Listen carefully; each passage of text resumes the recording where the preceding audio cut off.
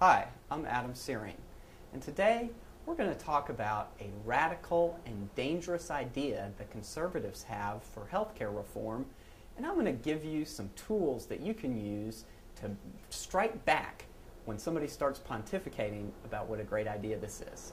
What am I talking about?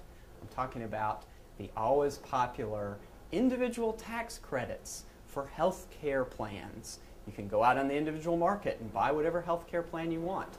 Our own Senator Richard Burr is a proponent of this idea, along with John McCain and, of course, President Bush. What's the problem? Well, let me tell you the first one. Conservatives don't like to talk about just how they pay for these sorts of individual tax credits. The way they do it is take away the tax subsidy for employer-based insurance. That's 160 million Americans, including me, who get their health insurance through their employer, and we get tax subsidies for that. These proposals would eliminate that tax subsidy, costs would skyrocket in the employer market, and we'd all be out buying insurance on the individual market. Is that really a bad thing? Well, let me tell you, point number two, if you're 25, 30 years old, and you don't have any health problems, then sure, you can probably get a pretty good deal on the individual market. But just wait.